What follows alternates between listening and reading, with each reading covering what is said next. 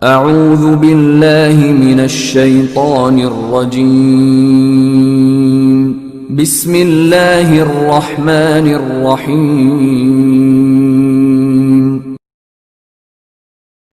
Fashion کے نام پر کفریہ علامات سے بچیے۔ نبی کریم صلی اللہ علیہ وآلہ وسلم نے ارشاد فرمایا، من تشبہ بقوم فہو منہم، جس نے کسی قوم کی مشابہت اختیار کی تو وہ انہی میں سے ہوگا۔ لال دھاگا پوجا کی نشانی کے طور پر ہندو باندھتے ہیں، مسلمان نہیں۔ دھاتی کڑا مذہبی علامت کے طور پر سکھ پہنتے ہیں، مسلمان نہیں۔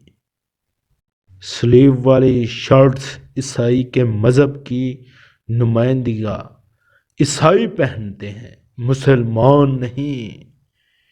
یہودی اور دوسرے کافر مذاق اڑانے کی خاطر مصنوعی داڑھی کا حلیہ بگاڑتے ہیں، مسلمان نہیں۔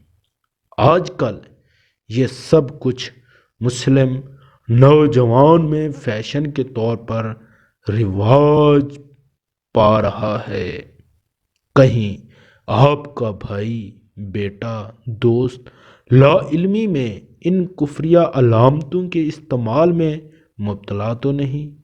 اللہ سے ڈریے، خود بھی بچیے اور اپنے مسلمان بچوں اور دوست احباب کو بھی ان کفریہ علامت سے بچائیے۔ اللہ اکبر۔ اللہ تعالی ہمیں ان علامات سے بچنے کی توفیق عطا فرمائے، آمین۔